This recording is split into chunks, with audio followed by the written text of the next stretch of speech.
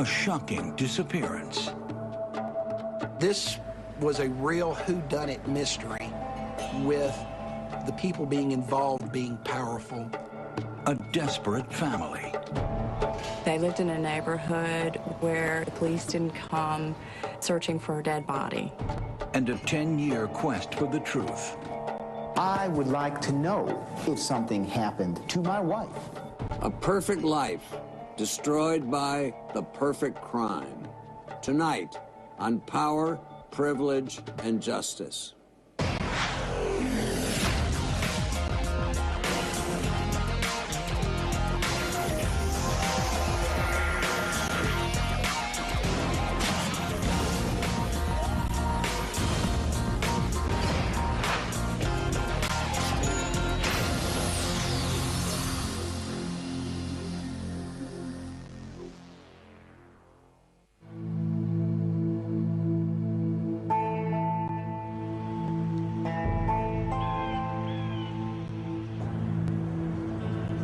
On a warm day in late August 1996, a Nashville attorney named Perry March walks into the police department to report his wife missing. With his father-in-law and brother-in-law at his side, Perry tells police that 33-year-old Janet hasn't been seen or heard from in over 2 weeks. Perry March said she just left. She just got angry and she just left. He told the police that his wife had gotten upset with him because he didn't do enough work around the house. At this particular night, they had an argument that Janet determined she was just going to leave, and that she would be back in 12 days. She drove off in the Volvo with her luggage. Janet didn't tell her husband where she was going. He says all she left behind was a long to-do list, which he had signed at the bottom. The list is marked Perry's turn for Janet's 12-day vacation. Some of the things on the list do children's laundry, go through bill drawer and pay bills. Everyday type things, but it was as if she was having to remind him to do these things. The night she left, Perry had told Janet's parents, Carolyn and Larry Levine, about her departure, and they anxiously awaited her return. But once 12 days had come and gone, the Levines' concern turned to panic.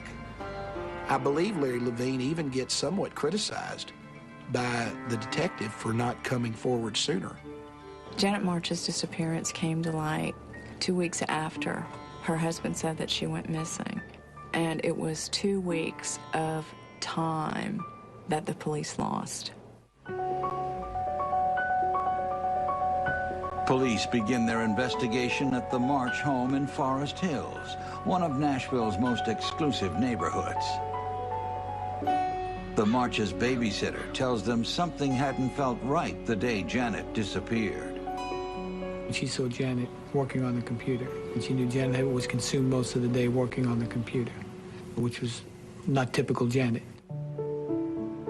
Speaking to Janet's friends, police discover that the timing of Janet's vacation is highly suspicious. Her oldest son, Sammy, was going to be 6 years old. Janet had sent the invitations out for his birthday party. Sammy's birthday had arrived, but Janet still didn't come home. Perry and the Levines decided to go ahead with the party anyway. People that knew her said, well, why would she send out invitations for a birthday party and not attend the party? She also doesn't call, write, send a card, send a present, anything.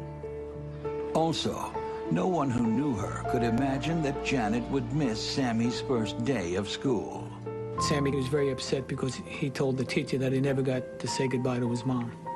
Anyone who knew Janet said that this was simply way out of character for her.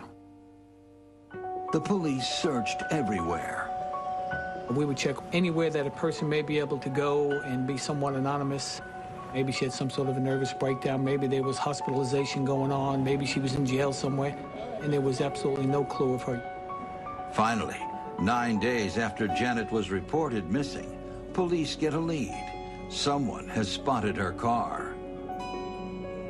It was a 1996 Volvo 850, and it was backed into the Brixworth Apartments, which was approximately 4.8 miles from the March household. Those who knew Janet March said that she wasn't a very good driver and wouldn't have backed into a parking space.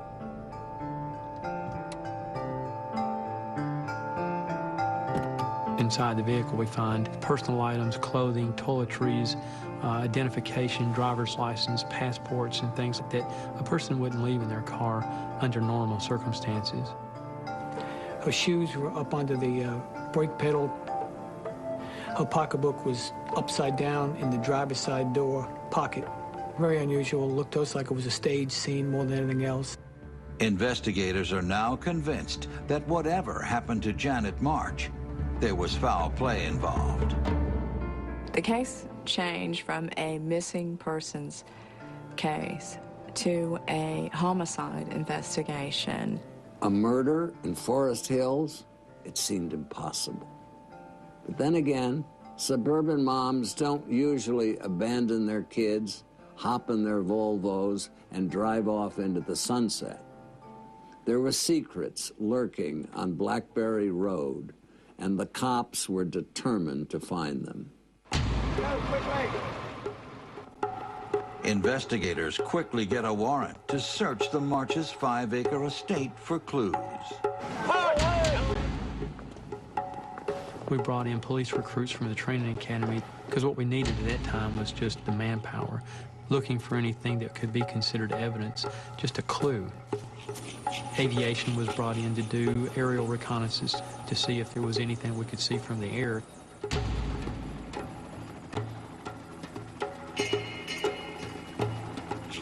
They had a heat-seeking helicopter that would find a body. It was an extensive search. Inside the house, investigators are eager to find out what Janet was doing on the computer the day of her disappearance. But when they check the home office, they make a shocking discovery. The hard drive was ripped out of his computer. It was inexplicable. Perry had no explanation as to why the hard drive was missing. That's when they got really suspicious. Police suspect that Perry, not Janet, might have written the to-do list and thrown away the hard drive to cover it up. The police actually told Perry March that they were interested in the hard drive, and then they go over there and it's gone. Perry March was not acting as you would expect a grieving husband, so to speak, to act. I recall him being with his brother Ron, and I recall him being outside on the patio, eating Italian food and smoking cigars. And it was pretty clear to us that his input and his interest in finding his wife Janet was zero. Perry quickly emerges as the only suspect in his wife's disappearance.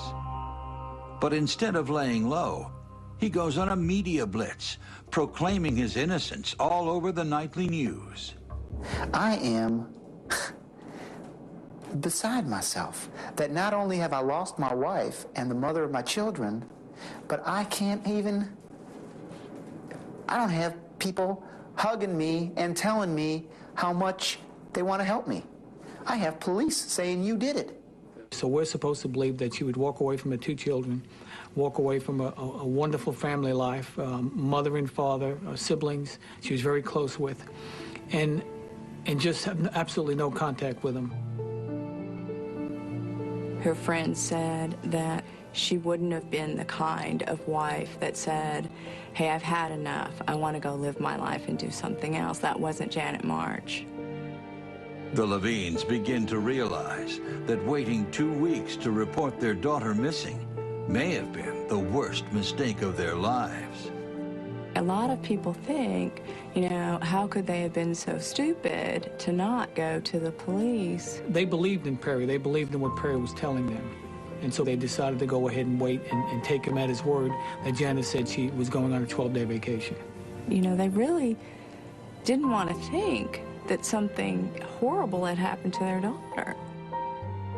Then, things turn even worse for the Levines.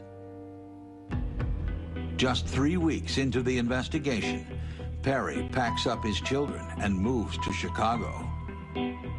As soon as it became obvious that he was a suspect, he was out of here, which of course made him look much more suspicious. I'm a suspect. I'm a villain. There's only one way the police are going to clear my name, and that's find my wife or find someone who did something to my wife. As shady as Perry seemed to be, the police didn't have anything on him. Unless they could turn up a body or a body of evidence, their prime suspect was totally untouchable.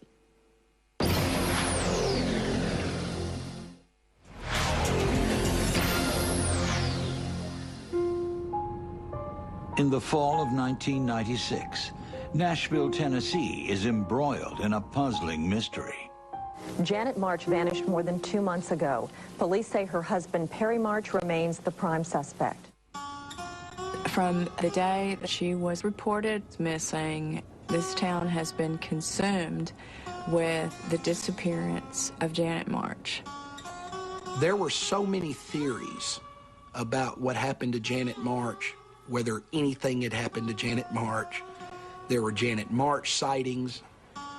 Somebody had seen Janet at a truck stop out in Smyrna, you know, and which was just absurd. I mean, if Janet were alive, she was not hanging out at the truck stop in Smyrna.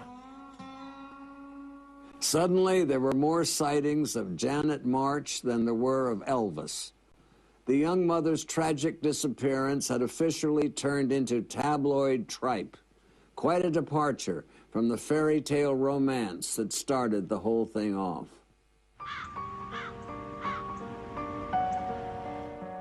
Janet and Perry had met at the University of Michigan.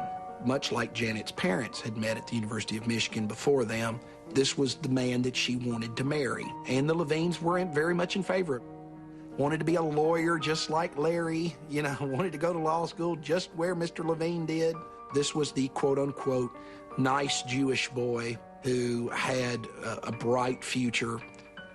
As Larry Levine has said, that if his daughter loved Perry March, that was good enough for him. Janet's father, Larry Levine, was a wealthy and successful lawyer. He and his wife, Carolyn, were respected members of Nashville's close-knit Jewish community. They were in the upper echelon of that society. Larry Levine was a very powerful and influential insurance defense attorney. In 1986, Janet and Perry were married, and Perry's lifestyle improved dramatically. The March family didn't have the money of the Levine family, nowhere near.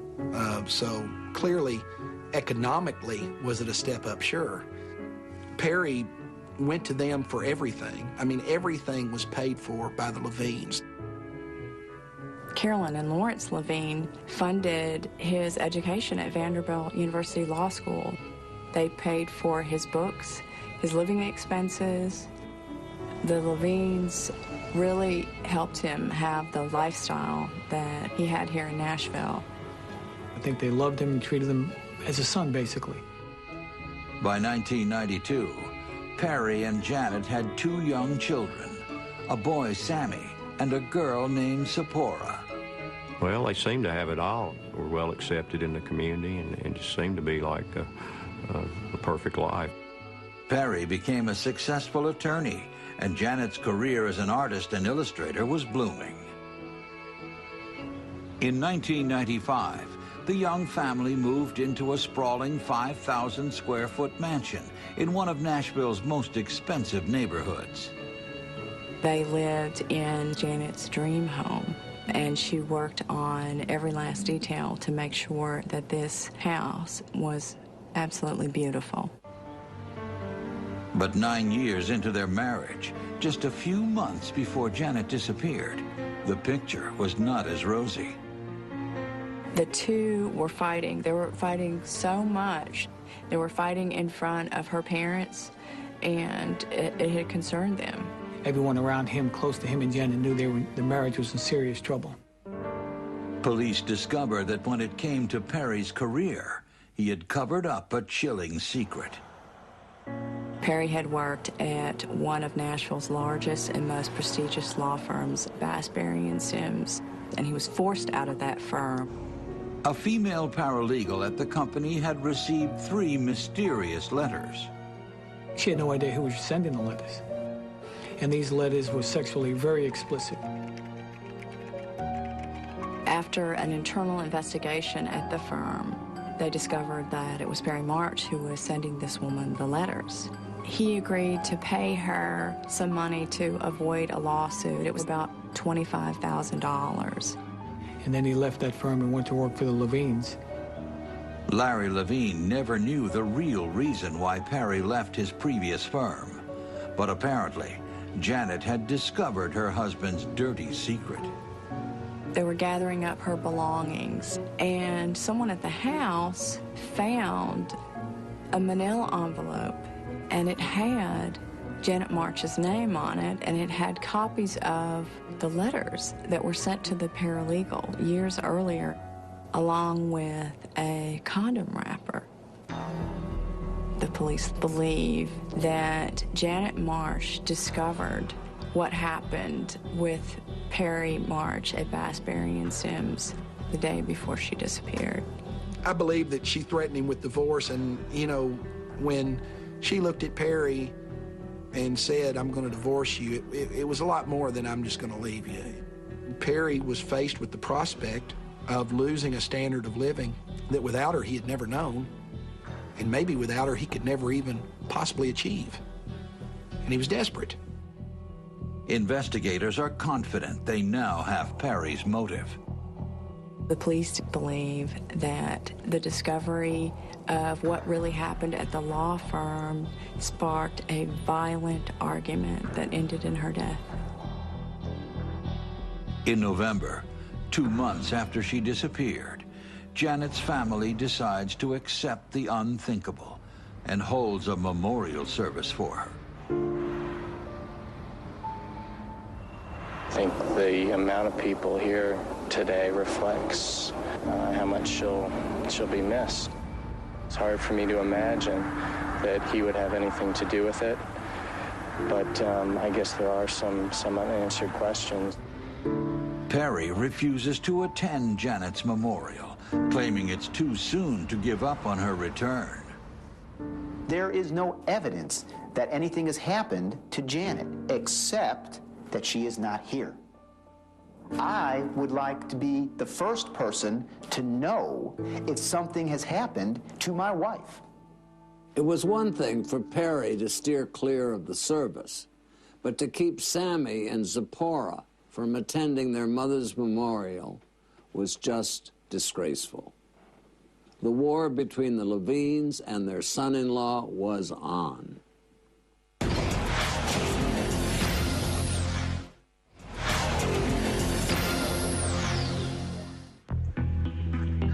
Two years after Janet March disappeared, the investigation is at a standstill. But the battle between her husband and her parents is just heating up. Well, the husband of a missing Forest Hills woman was in court this morning trying to gain access to some of her money. Perry actually was the first one who went into court over the money.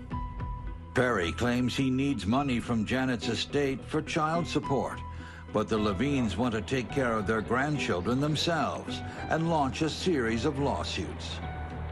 There were custody battles and visitation battles, lawsuits flung back and forth. I would hate to think what Mr. Levine's legal fees were, just civilly.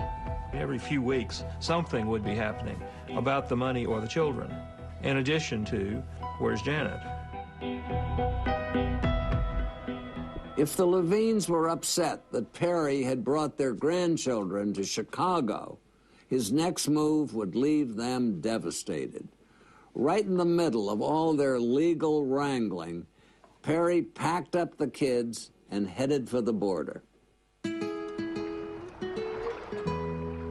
Perry wound up going to live in Mexico in a little town called Ajijic, which is a resort town near Guadalajara, and his father lived there. Perry's father, Arthur March, a tough ex-Army lieutenant colonel and retired pharmacist, had already been enjoying his life in Mexico for several years.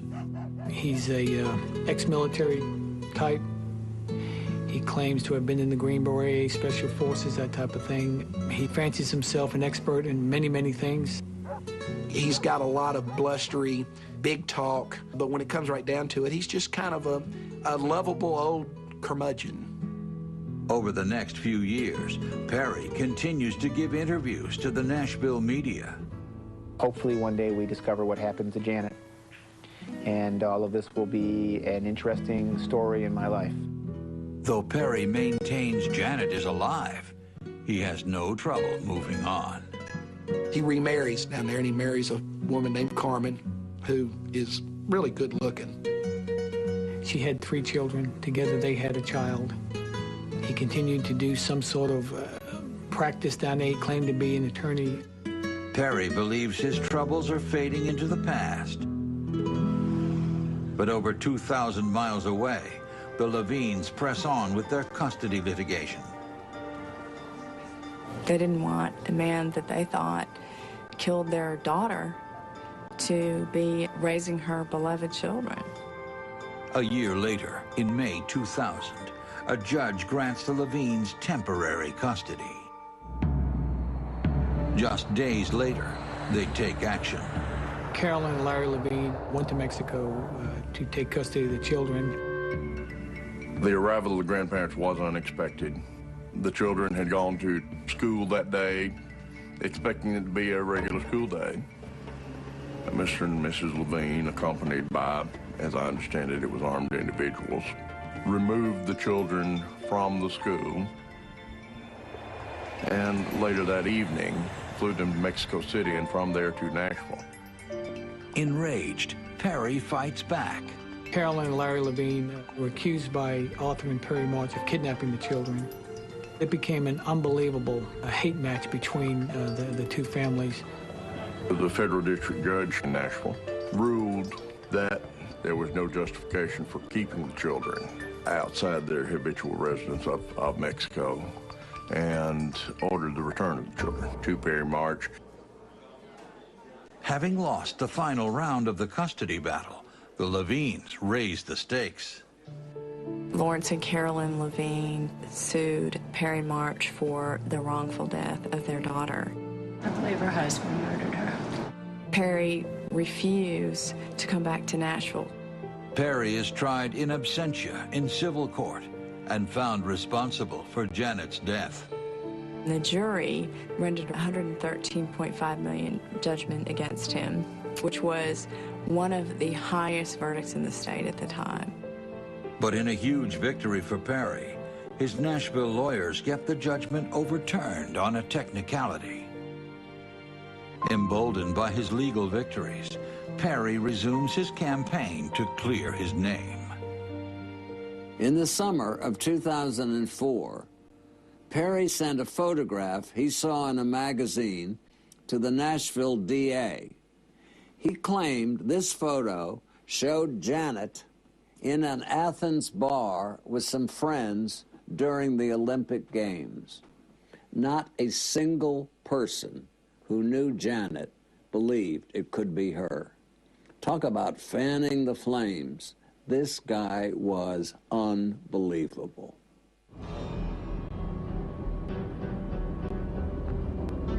Our hope was to find her body, and that's what we were really pushing.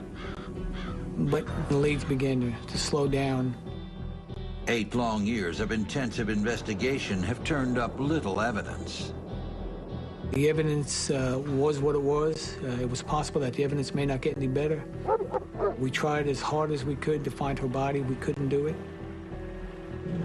The DA decides to roll the dice and indict Perry March for murder. The district attorney and I sat down and determined now was the time to do it. Down in Mexico, Perry March has no idea that the noose is tightening. The Nashville DA's office secretly arranges for Perry's extradition. Once he was expelled by the Mexican authorities, we took custody. Chaperoned by detectives, Perry boards a plane for Nashville. He had a meal, he took a nap, read a magazine, and then began to ask about the evidence. How do we know Janet's dead? Did we find her body? Then as time went on, he began to ask, what about if I plead guilty? You tell the DA, Tom Thurman, I want to plead guilty. You tell him that I don't want to do more than 7 years in prison because my wife won't wait for me in Mexico. So, you know, he was making statements that weren't consistent with that of an innocent person. But the prosecution still faces an uphill battle. And you do understand the charges on the indictment, is that correct? Fairly well. They didn't have a crime scene that they could link Perry to. They didn't have a murder weapon. We had no evidence to show that a homicide had occurred other than Perry's actions, the type of mother and person Janet was. They really didn't have anything other than she's gone. We don't think she's coming back, and we think he's responsible. Thank you, ma'am. We today are announcing the arrest of Perry March on several charges, including second-degree murder. Perry's in-laws, the Levines, had fought for his arrest for 9 years. Justice finally seemed within reach. Unable to pay his $3 million bail bond, Perry is sent to Nashville City Jail to await trial. Perry's got 2 jobs to do in custody. That is sit there and keep his mouth shut. But he can't do that. It seemed Perry March was in love with the sound of his own voice. For almost a decade, he'd been telling his worn-out tale to any media outlet with a working microphone. But now, in jail, his big mouth was about to get him into even bigger trouble. In the jail, Perry March met up with a inmate from East Nashville who's been in trouble since he was a kid. He had a long criminal history, and the two of them became friends. His name is Russell Nathaniel Ferris, so we know him as Nate. One day, Ferris sends a message to the DA that he urgently needs to talk.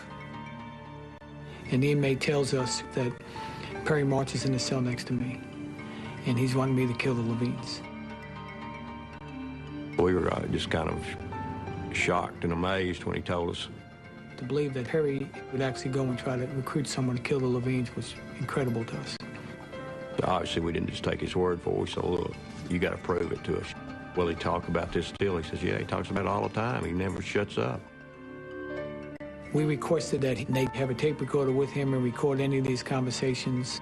Awaiting his own trial for attempted murder, Ferris is more than willing to rat out his neighbor. Take your time at it. You don't make any mistakes. You work carefully. You figure your common sense. You do what you need to do. Nathaniel Ferris was supposed to get out. And while he's out on bail, he's supposed to go surveil the Levines, get their patterns down, and then kill both the Levines. I think you just have to remember that you have to clear the house with kids, make sure there's no kid there, and then you have to wait for the afternoon and they're together. Yeah. Leave no trace there. Perry told him that if the Levines are gone and they don't testify at the murder trial, my chances of acquittal go from 50% up to 90%. Look here, Perry. If they're both in that house, if they answer that door, it's over. Of all the people he can pick to help him in this conspiracy, he goes and picks a professional snitch. And that's the beauty of Perry. That's just the beauty of being so entirely criminally unsophisticated and too ignorant to know it. To sweeten the deal, Perry offers up his father's services. Arthur March was supposed to give the would-be hitman shelter in Mexico. If my dad thought you were helping me, my dad would go take a bullet for you in the gut tomorrow. When you get to Mexico, we'll be drinking Coronas on the beach. You live like a king. So he made all kind of promises to Nate, thinking Nate was going along with this. Perry even helps Ferris come up with an alias. First and last, if you can remember, it's going to be easy for you to get there. Okay, Bobby Gibbons. A few weeks later, the plan is set into motion. Ferris gets out of jail. Perry thinks he's getting out on bond. The reality is we faked that. We put him in another jail in another county. And he starts making a series of phone calls to Arthur March in Mexico. Hello? Hello? This is Colonel? Yes. Hey, how you doing? My name's Bobby Givens. When Nate made telephone contact with Arthur, Arthur was not surprised. When Perry said you were going to be calling, I'm supposed to help you out any way I can. Is it fun down there? The sky's blue, the beer's cold, the women are hot. What the hell else do you need? 5 minutes into that conversation, they're talking about getting the gun. 5 minutes into it. 10 minutes later, they're talking about killing the Levines. Then Arthur starts big talking, telling him how to do it, which type of instrument to use, how to not print up a weapon. My suggestion is, from the minute the product is got, you wear thin surgeon's gloves. Yeah, okay. You do not take them off at all. All of this stuff is just unsolicited advice. All told, Farris supplies police with over 6 hours of recordings. You could not have picked a worse aide de camp in the killing of the Levines than Nathaniel Farris. That question mark on his neck stands for, am I going to snitch you out or not? Perry and his father are immediately charged with conspiracy to commit murder. There were a lot of people that wondered, didn't this lawyer know that he shouldn't be talking to people in the jail? Well, most people initially didn't believe it because you just had this tremendous feeling, almost incredulous, there's no way he's that stupid. And then, of course, when you heard the tapes, you realized that, yes, he is. After a decade-long game of cat and mouse, investigators finally had their claws into Perry March and his father. And now they believed that if they could squeeze Arthur even tighter, they might finally be able to solve the mystery of what happened to Janet March.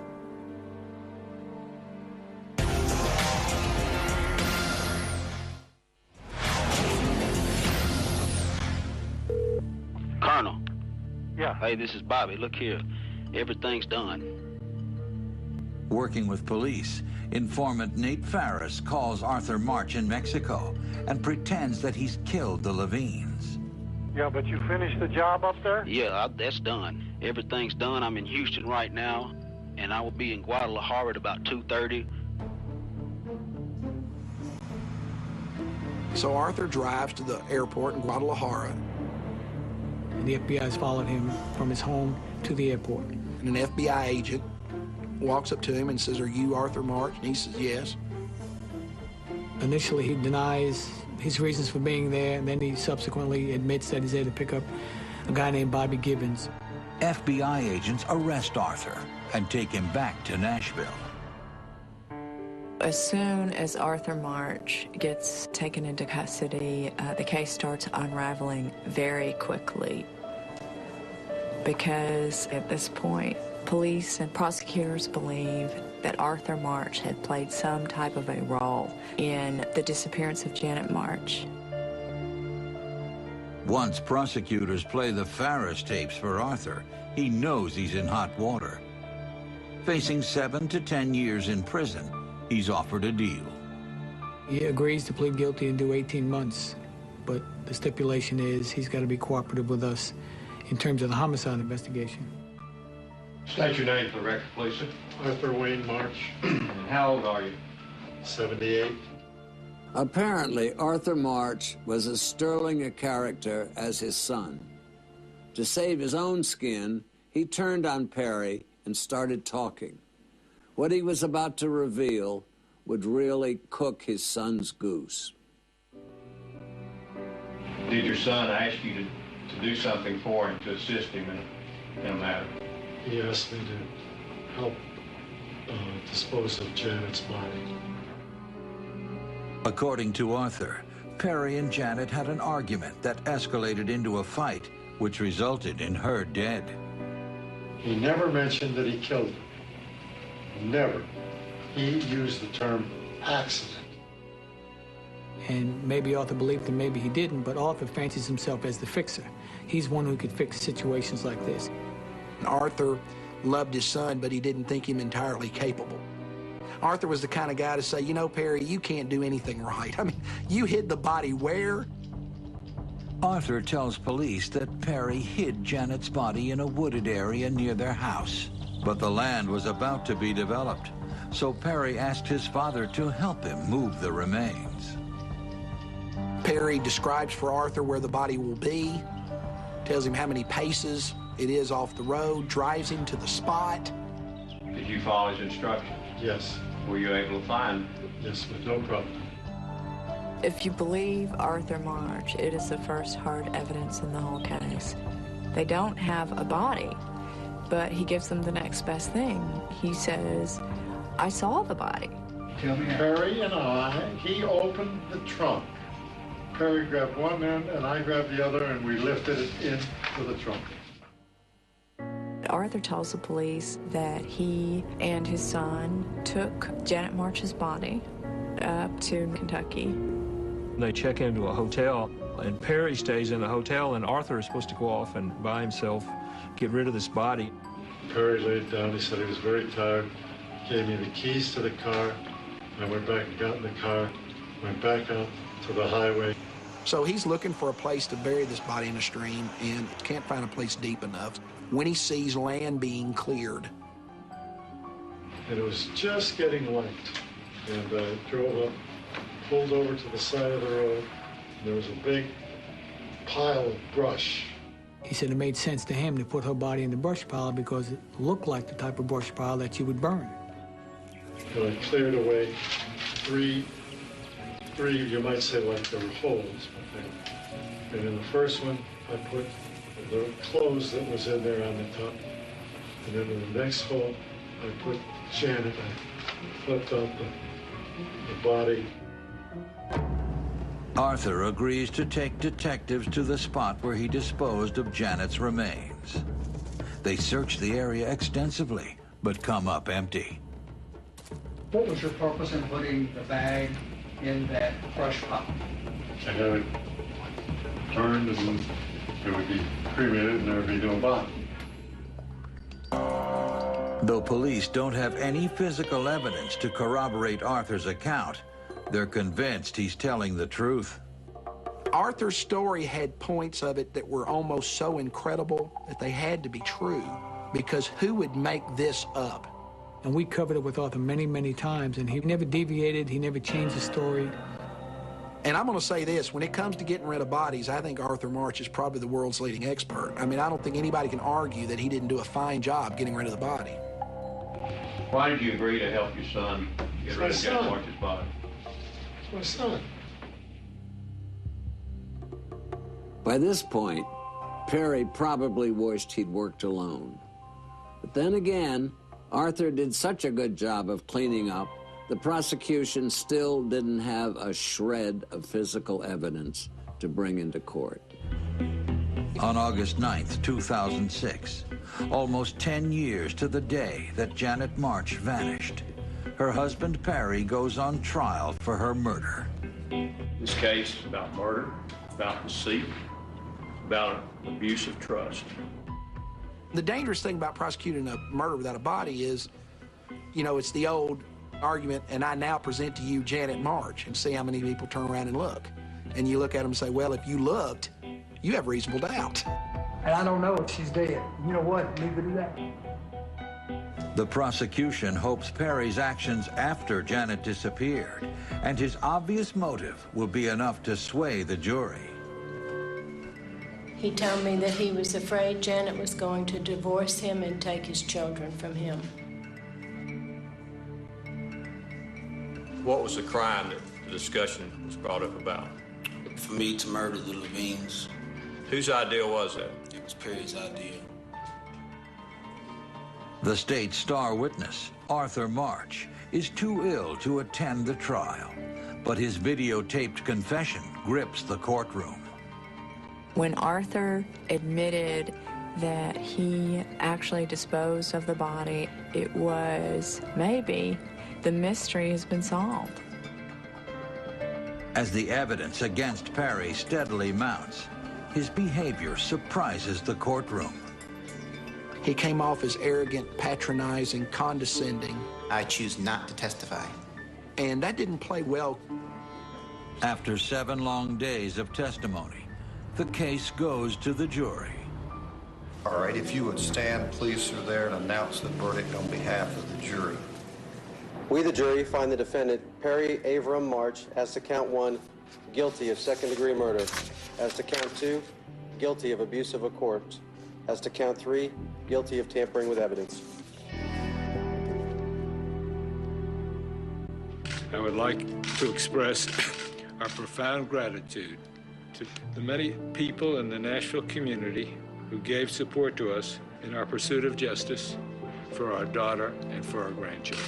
That's all we have to say. I think they had a passion that justice could be done for Janet, and they had a resolve about them that they were going to see it through. I'm going to give you a hug now.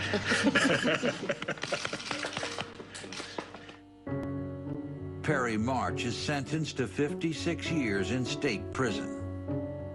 Arthur March's plea deal of 18 months is thrown out by a federal judge who sentences him to 5 years.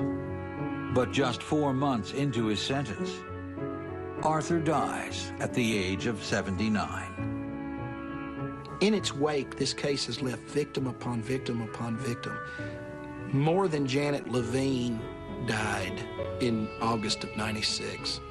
I think the theme of this whole case was all the tragedies of the people involved, all the lives that were impacted by this action of Perry March. Perry March thought he was smarter than everybody else, and I think in so believing that is what led to his downfall. He had a great chance of beating this if he had just kept his mouth shut. He arrested bitter defeat from the jowls of utter victory, and that takes some doing. From prison, Perry is still making trouble. Not only has he filed a petition about the size of his jail cell, he's suing to have his children removed from the Levines' care and sent to live with his second wife in Mexico. Some people have no shame. For Court TV, I'm Dominick Dunne.